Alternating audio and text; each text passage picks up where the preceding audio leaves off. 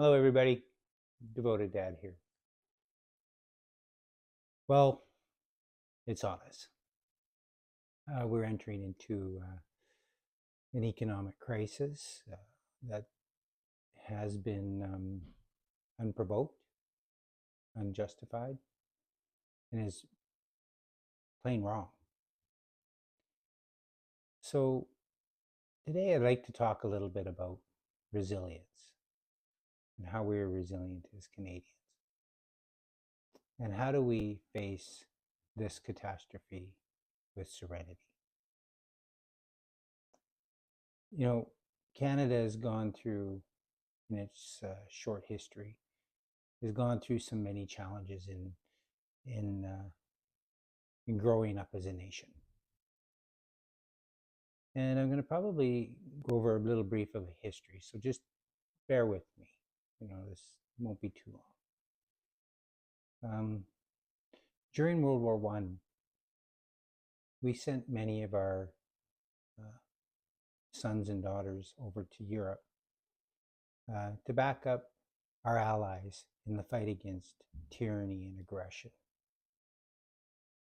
At that time, many of our young men experienced the horrors and the terror of trench warfare, a conflict never seen before in the history of mankind. Millions of people had died. At that time, there was about 8 million people in Canada, and over 60,000 Canadian people perished in that war. That's the equivalent in today's number of about 364,000 Canadians dying in war. That doesn't account for the injured and wounded.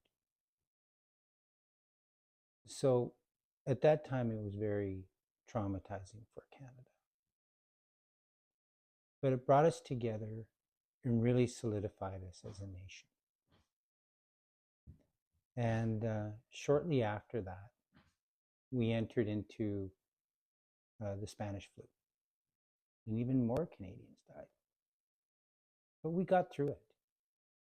We masked up, we pulled together as a nation, we helped one another getting through those two very traumatic situations. Shortly after that, the 1920s came, and it was the roaring 20s. The economy was doing great. It was a celebration. People were making money. The stock market was doing really well.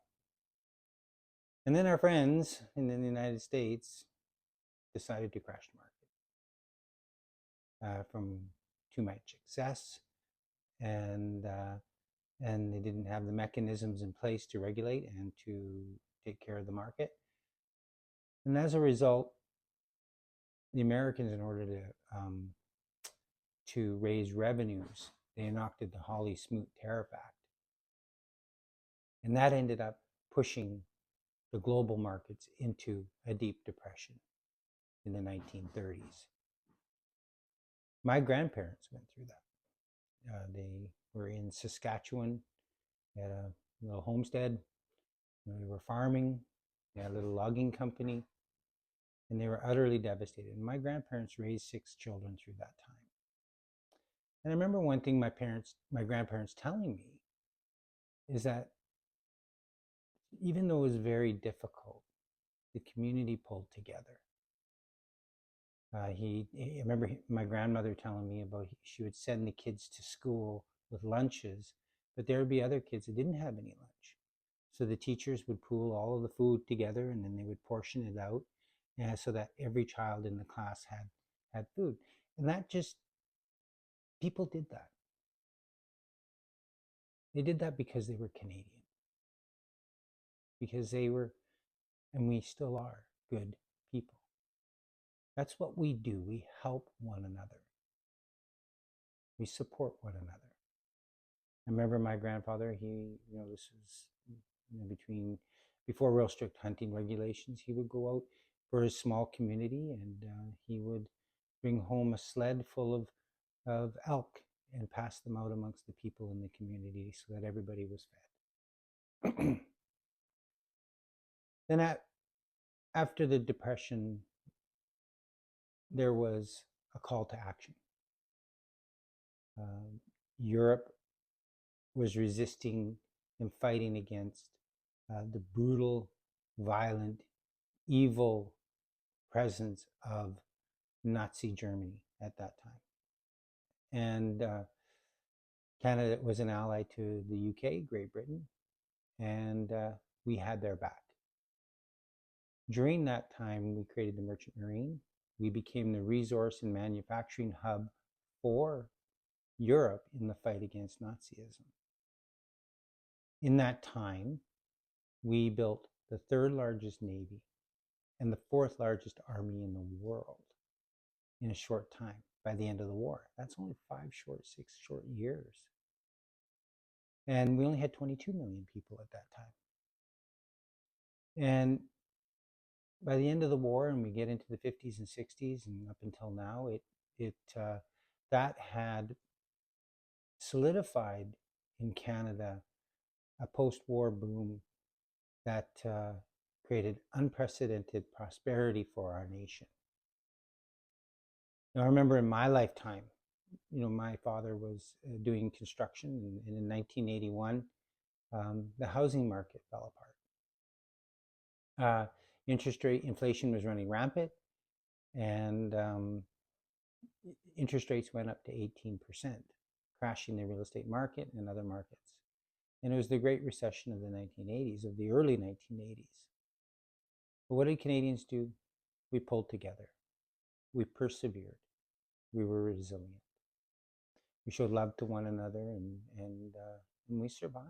We adapted, survived, and thrived. And out of that Great Recession came the North American Free Trade Agreement between the United States and Canada, ushering in decades of prosperity for both countries. In 2001, our best friend and ally was attacked by international terrorism. We didn't hesitate. We didn't waver. We answered the call. And we supported our friends and allies against the fight against terrorism. We've had recent, challenges, banking crisis about 10 years ago. And then just a few short years ago, we had the worst international pandemic since the Spanish flu of 1917, 1918. What did we do? We pulled together as a nation. We supported one another. We helped one another. Every day at 7 o'clock, we were outside banging pots, cheering on our frontline workers, our brave men and women in our healthcare industry that were saving lives and helping the sick. We were pulling together as families. Mind you, we had a few little disagreements, about masks and vaccines, but well over 90% of Canadians really got on board and supported one another and helped one another. So today, we're dealing with the betrayal of our best friend. They are thinking that we are going to roll over. And they've enacted tariffs against Canada and the world, creating chaos and confusion and fear and anxiety around the world. Stock market is plummeting. People are looking to create new alliances and new friendships around the world. But how are we going to deal with this? Do we really think we're going to look at it as that we are the victim?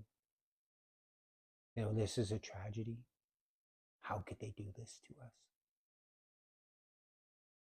Or do we take the mentality of moving forward, of not being a victim, of having courage, the courage to stand up and say no?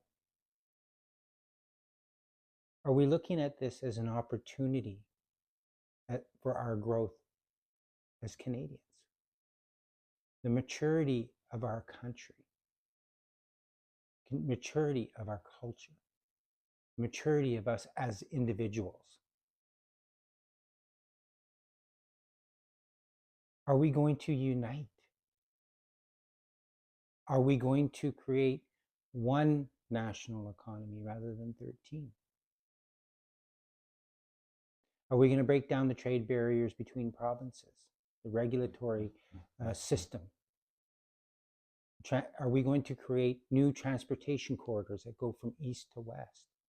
Are we going to create energy corridors that go between east and west? Are we going to expand our ports so that we can provide our goods and services to the rest of the world, people that actually do value us and appreciate us? Or are we going to fall into partisan politics? Sit back and play the victim and point fingers at one another. We don't have time for that. We're a lot smarter than that. It's time for us to move forward with courage in spite of our fears. It's time for us to use our intellect. It is time for us to see the world and get out of our bubble and see that the world is cheering us on. They're seeing how we handle this situation. They're looking to us as a light unto the world. They're looking to us to lead in this challenge.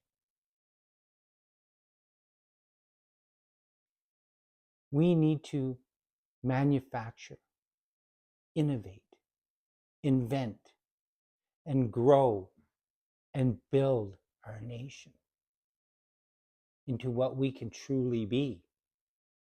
It's a wonderful opportunity for us to finally break free from these chains of codependency on the United States. It's an exciting time. It's going to be a little tough. No doubt about it. But there's so much room for growth. It's going to be an amazing journey as we trudge the road to happy destiny. As we look to loving one another and living in a state of joy and happiness. Anyways, my friends, thank you for listening. Stay devoted. Devoted Dad. Peace, love, victory.